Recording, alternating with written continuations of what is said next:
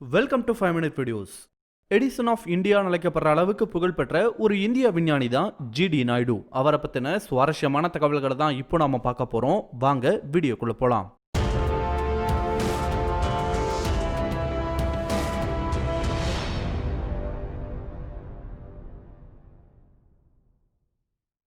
1893 ஆண்டோட மார்ச் 23ஆம் தேதி கோயமுத்தூருக்கு பக்கத்துல இருக்க களங்கல்ற ஊர்ல பிறந்த இவரோட இயற்பெயர் கோபால் சுவாமி துரைசாமி நாயுடு. இதோட சுருக்கம் தான் ஜிடி நாயுடு. ஜிடி நாயுடு அவர்கள் பள்ளி பருவத்தையே ஒழுங்கா முடிக்காத ஒரு நபர் தான். ஏன்னா எஜுகேஷன் சிஸ்டம் மேல வெறுப்புல இருந்திருக்காரு ஜிடி நாயுடு. அது மட்டும் இல்லாம கூட படிக்கிற பசங்களோட சண்டை, ஆசிரியர்கள் மேல சேற்றவாரி இறைப்பது போன்ற செயல்களில் ஈடுபட்டதன் காரணமா ஜிடி நாயுடு அவர்கள் பள்ளியிலிருந்து நீக்கப்படுறாரு. இது அவரோட வாழ்க்கையில மகிழ்ச்சியான ஒரு நிகழ்வாகவும் அமைஞ்சிருக்கு. ஜிடி நாயுடு சின்ன வயசுல இருந்தே மிஷின்ஸ் மேலையும் மோட்டார் வெஹிக்கல்ஸ் மேலையும் மிகுந்த ஈடுபாடு கொண்டிருந்திருக்காரு. ஒரு தடவை லங்காஷில்ன்ற ஒரு ஆபீசர் அவர் இருந்த ஊருக்கு மோட்டார் சைக்கிள்ல வந்திருக்காரு. அந்த சமயத்துல அவரோட மோட்டார் சைக்கிள்ல பழுது ஏற்பட்டிருக்கு. அதை சரி பண்றதுக்காக அந்த அதிகாரி அதை கழட்டி சுத்தம் பண்ண ஆரம்பிச்சிருக்காரு. அப்போ அந்த ப்ராசஸ் ஜிடி நாயுடு ரொம்ப கவனமா பார்த்தாராம். இது அவருக்குள்ள மிகப்பெரிய மாற்றத்தை ஏற்படுத்தி இருக்கு. இது நடந்த சில நாட்கள்லயே ஜிடி நாயுடு அவரோட ஊர்ல இருந்து 16 மைல் தொலைவில் இருந்த கோயம்புத்தூருக்கு கிளம்பி வந்திருக்காரு. ஜிடி நாயுடு அவர்கள் கோயம்புத்தூருக்கு வந்ததற்கான முக்கியமான காரணம் மோட்டார் சைக்கிள் ஒன்ன வாங்கணுங்கிறதுக்காக கூட சொல்லலாம். அதுக்கு தேவையான பணத்தை சேர்ப்பதற்காக முதல்ல ஒரு ஹோட்டல்ல வேலைக்கு சேர்ந்திருக்காரு. ஓரளவுக்கு பணம் சேர்ந்த உடனே அவர் முதல்ல பார்த்த மோட்டார் சைக்கிளுக்கு சொந்தக்காரரான லங்கா அவர்கள் கிட்டேயே போய் மோட்டார் சைக்கிளை விலைக்கு கேட்டிருக்காரு. அவருக்கு ஜிடி நாயுடுவோட ஆர்வம் தெரிஞ்சிருந்ததால அந்த மோட்டார் சைக்கிளை ஒரு தொகைக்கு ஜிடி நாயுடுக்கு வித்திருக்காரு. அதை வாங்கிட்டு வந்த ஜிடி நாயுடு அதை நிறைய முறை கலட்டி மாட்டி அந்த மோட்டார் சைக்கிள் எப்படி வேலை செய்யுதுன்னு தெரிஞ்சுக்கிட்டு இருக்காரு. இந்த நிகழ்வும் ஒரு முக்கியமான நிகழ்வா பார்க்கப்படுது. இதன் பிறகு ஜிடி நாயுடு அவர்கள் 2 வருடம் காட்டன் பிசினஸ்ல ஈடுபட்டு இருந்திருக்காரு. தொழில் நல்லா போகவே சில நண்பர்களோடு சேர்ந்து காட்டன் மேனுஃபேக்சரிங் இண்டஸ்ட்ரி ஒன்னையும் ஸ்டார்ட் பண்ணியிருக்காரு. நிறைய லாபம் அடைஞ்சிருந்த நிலையில அடுத்த கட்டமா தன்னோட காட்டன் பிசினஸ மும்பைக்கு கொண்டு போயிருக்காரு ஜிடி நாயுடு. ஆனா அங்க அவர் எதிர்பார்த்த அளவுக்கு தொழில் அமையல. பெரிய நஷ்டம் ஏற்பட்டுடுது. கிட்டத்தட்ட அந்த காலகட்டத்திலேயே 1.5 லட்சம் ரூபாய் நஷ்டம் ஏற்படவே அந்த தொழிலை கைவிட்டாரு ஜிடி நாயுடு. பிறகு சின்ன சின்ன வேலைகளை செய்து வந்த ஜிடி நாயுடு அவர்கள் சர் ராபர்ட் ஸ்டேன்ஸ் அவர்களோட உதவியோட சில நண்பர்கள் உதவியோடையும் ஒரு பேசஞ்சர் பஸ்ஸை வாங்கி இருக்காரு. இந்த பஸ் தான் கோயம்புத்தூரோட முதல் பஸ்னு கூட சொல்றாங்க. இந்த பஸ்ஸை வாங்கிய பிறகு இவரே அதுக்கு டிரைவராகவும் வேலை செஞ்சிருக்காரு. இதுலயும் இவரால கண்டுபிடிக்கப்பட்ட பல பொருட்கள் இருந்திருக்கு. உதாரணத்துக்கு ரேடியேட்டர் பிரஷரை செக் பண்ற ஒரு machine, automatic ticket vending machine, automatic closing டோர்னு பல புதிய கண்டுபிடிப்புகளை அப்பயே அவரோட பஸ்ல அறிமுகப்படுத்தினாராம். ஜிடி நாயுடுவால ஆரம்பிக்கப்பட்ட இந்த universal motor service bus company கொஞ்சம் வருஷத்திலேயே மிகப்பெரிய அளவுல வளர்ச்சி அடைஞ்சது. அதுலயும் குறிப்பா இவரோட நிறுவனத்துல கஸ்டமர் சர்வீஸ் சிறப்பான முறையில இருந்திருக்கு.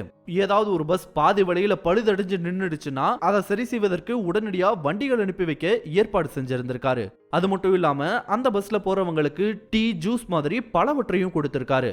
இப்போ மார்க்கெட்டிங்காக இப்படி செய்யறது பெருசு இல்லைனாலும் 1920களில் இந்த சேவையை கொண்டு வந்தது கண்டிப்பா ஆச்சரியமான ஒரு விஷயம்னு தான் குறிப்பிடணும்.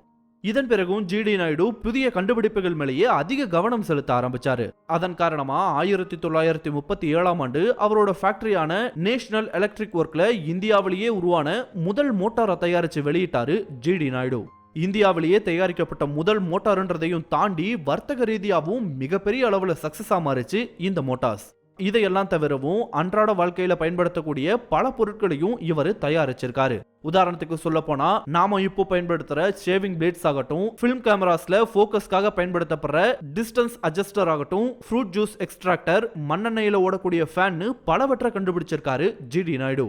ஜிடி நாயுடுவோட பல கண்டுபிடிப்புகளுக்கு சரியான அங்கீகாரம் கிடைக்கலன்னு தான் சொல்லணும். உதாரணத்துக்கு 1952ஆம் ஆண்டு பெட்ரோல் இன்ஜின் காரை 2000 ரூபாய் விலைக்கு அறிமுகப்படுத்த இருந்தாரு ஜிடி நாயுடு. ஆனா அரசாங்கம் அதற்கு தேவையான லைசன்ஸை கொடுக்க மறுத்துறாங்க. இந்த மாதிரி ஜிடி நாயுடுவோட கண்டுபிடிப்புகளுக்கு முறையான அங்கீகாரம் கிடைக்காம போனது மட்டும் இல்லாம அவரு பலத்த நஷ்டத்தையும் அனுபவிச்சிருக்காரு.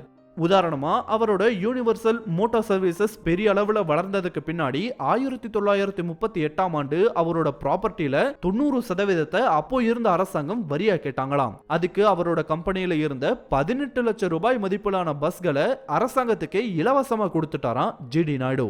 ஜிடி நாயுடு அவர்களோட கண்டுபிடிப்புகள் மெஷின்ஸோட மட்டும் நின்னு போகல, வேளாண் துறையிலையும் பல புதிய கண்டுபிடிப்புகளை நிகழ்த்தி இருக்காரு. உதாரணத்துக்கு சொல்லணும்னா 10 அடிக்கு வளரக்கூடிய பருத்தி செடி, 3 அடிக்கு வளரக்கூடிய தென்னை மரங்கள், ஆர்கானிக் மெத்தட்ஸை பயன்படுத்தி அதிக மகசூல் தரக்கூடிய பயிர்களை கண்டுபிடிச்சிருக்காரு ஜிடி நாயுடு. இவரோட முயற்சியின் மூலமாகவும் நன்கொடைகளின் மூலமாகவும் தான் இந்தியாவின் முதல் பாலிடெக்னிக் கல்லூரியான த ஆத்தர் ஹோப் பாலிடெக்னிக் காலேஜும் ஆத்தர் ஹோப் காலேஜ் ஆஃப் இன்ஜினியரிங்கும் உருவாகி இருக்கு. இந்த கல்லூரிகள் பிற்காலத்துல அரசுடைமையாக்கப்பட்டாலும் இப்பயுமே அது ஹோப்ஸ் காலேஜ் என்ற பெயர்லையும் அடையாளப்படுத்தப்படுது.